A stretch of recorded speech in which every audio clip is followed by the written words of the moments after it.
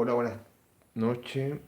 Eh, esta semana estuvimos viendo este ejercicio que lo planteé en miércoles. Eh, lo hice con un caso general donde teníamos B1, B2, B3, podía ser alterna, podía ser continua. Z1 podía ser resistivo, capacitivo, inductivo, lo mismo Z2, Z3. Este es el caso general. Puse las corrientes entrando como suposición.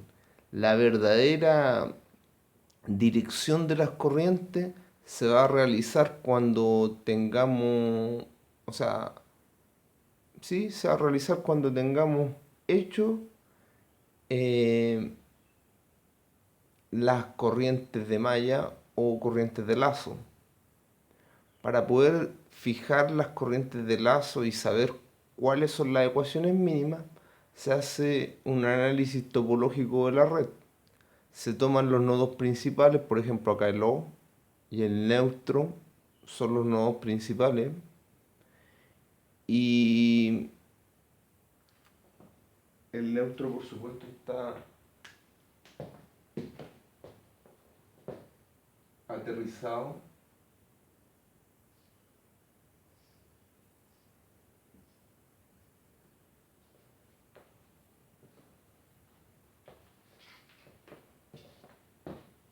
Y el punto, si bien el nodo A es relevante, el nodo B es relevante, el nodo C es relevante respecto a la corriente que circula por esos nodos, no porque está en serio, o sea, la corriente que pase por la fuente va a ser la misma que pase por la Z1.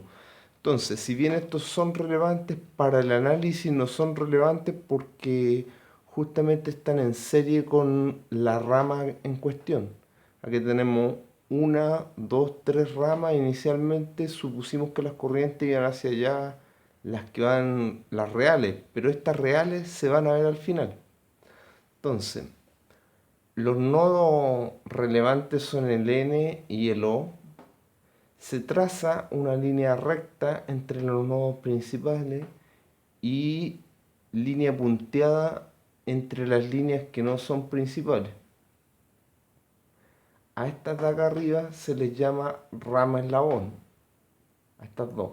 Y a este de aquí se le llama rama de árbol. El planteamiento general, ya sea para continua o alterna, tiene que seguir la lógica que vimos.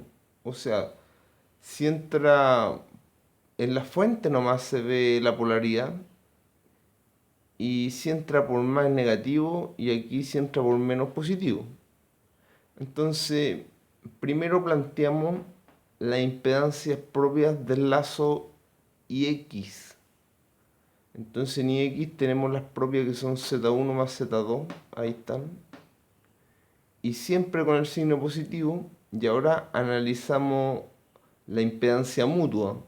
La impedancia mutua entre estos dos lazos Z2 y las dos van caminando hacia el mismo lado, por lo tanto es positivo.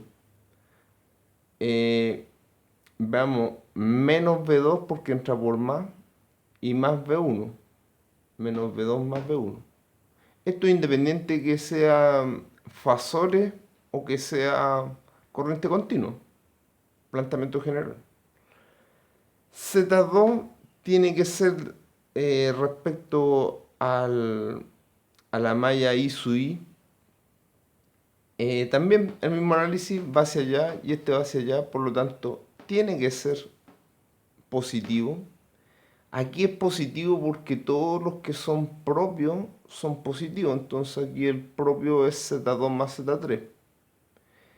Entra por más, por lo tanto es menos B2, entra por más, por lo tanto es menos B3. En el caso particular del circuito de corriente continua, tenemos que el voltaje B1 igual 5, el voltaje B2 igual 10 volt, el voltaje B3 igual 20 volt. Z1, como tiene solamente parte real, R1 más 0J, porque no tiene parte compleja. Y 10 vale R1.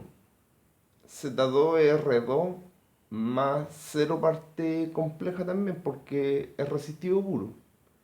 Z3 es R3 con valor 30 y también cero parte compleja porque es resistivo puro.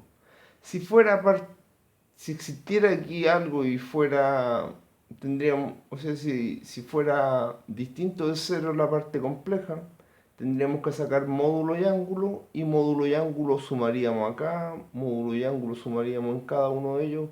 Y aquí también las fuentes vendrían en módulo y ángulo y eso se puede sumar en números complejos. En este caso particular, eh, dice Z2 más Z3, que es lo que o sea, Z1 más Z2, que es lo mismo que R1 más R2, 10 más 20, el mutuo es 20, 20, y Z2 más Z3, que es R3 más R2, son 50. Eso nos da, bueno, acá la resta son menos 5 y menos 30. Metemos el cálculo matricial y nos entrega una corriente de lazo 0.31818 y menos 0.272727. Ya. Entonces, ahora con esto vamos a calcular si estas suposiciones están bien. Significa que si la corriente, por ejemplo, acá en el lazo I su I y su X, disculpen, eh, resulta positiva como resultó, significa que si estaba entrando hacia acá, guarda la suposición, porque la suposición era que fuera positiva. En el caso de IC que está entrando, que también está aquí como rama y está solita, por decirlo así, porque acá confluyen las dos, esta está solita, se supondría que IC con la nomenclatura que hicimos está entrando, pero vemos que IC es igual a menos I su I, que es 0,27, por lo tanto está saliendo del nodo realmente. Eh, expliquemos.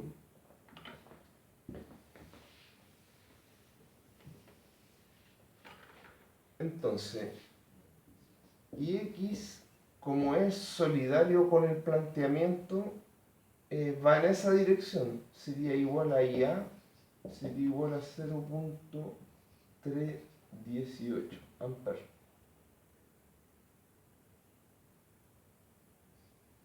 Y, y V sería igual. Y V va entrando hacia allá, pero se topa con menos IX y menos I. Por lo tanto, esto es, disculpen, a menos la suma de IX más I. Y esto igual a menos IX 0.318 menos 0.727. Lo que nos da menos 0.409. 0,3 con un signo menos. Por lo tanto, esto es más 0,409. Esa es la corriente IV. IC,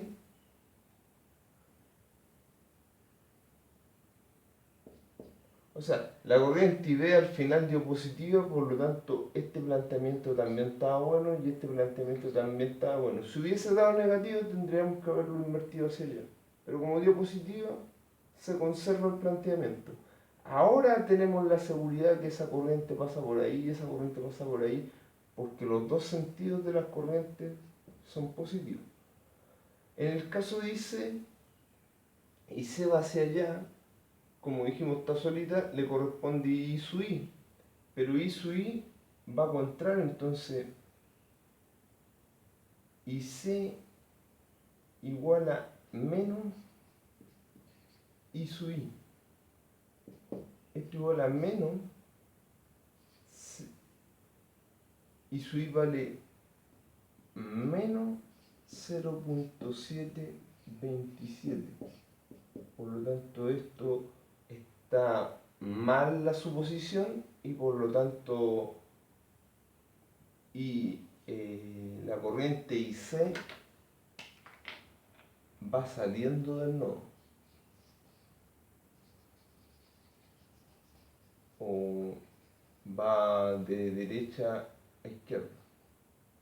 ¿Me expliqué? Porque en ese caso es positivo.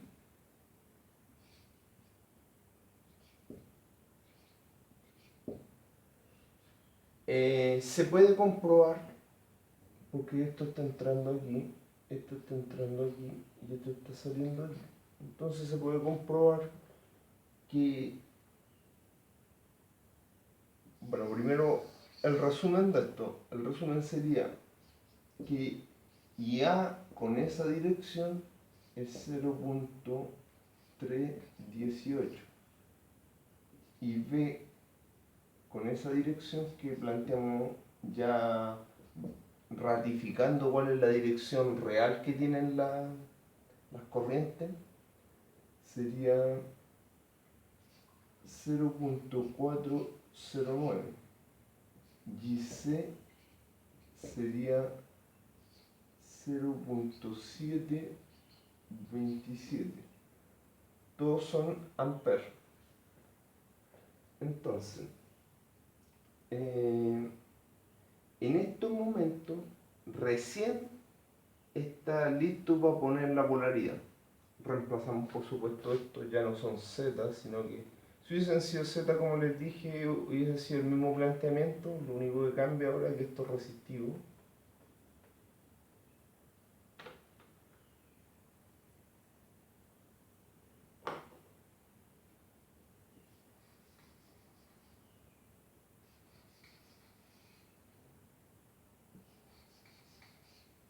Y esto mide 10, 20, 30.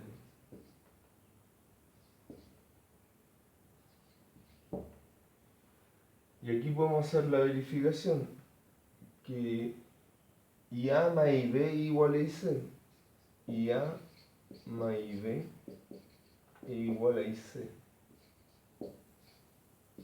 Se verifica porque A vale 0.318 y B vale 0.409. Entonces aquí me da 0.71727. Y está coherente con el valor de IC que entró antes.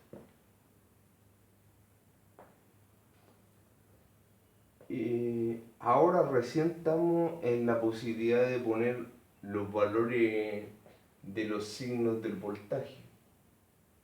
Si va entrando a la impedancia, ya sea resistivo, inductivo, capacitivo, acaba el más y el menos. Si va entrando, acaba el más y el menos. Y aquí como va saliendo, acaba el más y el menos. ¿Entiendes? Pasamos a calcular las potencias.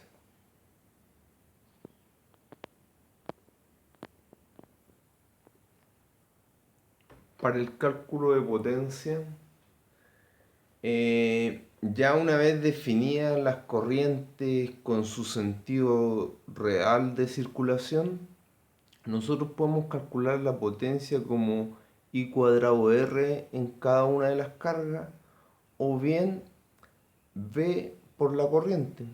Entonces, el cálculo de potencia puede ser en las cargas. Peso A sería I cuadrado por la resistencia en A, 1.012. P sub V, 0.409 al cuadrado por 20, 3.34 watts. P sub C, 0.727 al cuadrado por 30, 15.86 watts. Sumando nos da 22, o sea, 20,22 watts. Podemos también calcular la potencia total. Siempre, esto es siempre, o sea, siempre se pueden las cargas, pero las cargas pueden ser muchas. Cuando quieran calcular la potencia total, lo que más conviene es calcularla en las fuentes, porque las fuentes son las generadoras de todo el sistema eléctrico.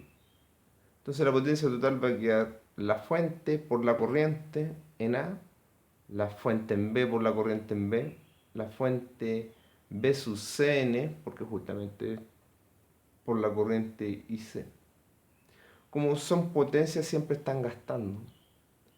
Multiplicamos 5 por 0,318, 10 por 0,409, 20 por 0,727, obteniendo 1,5909, 4.09 y 14.54, y ratifica que la potencia que se consumieron las fuentes fue 20.22, que es lo mismo que la potencia que consumieron las cargas. O sea, habrían dos maneras de calcular la potencia total, ya sea por las cargas o por la fuente. Eso sería el ejercicio.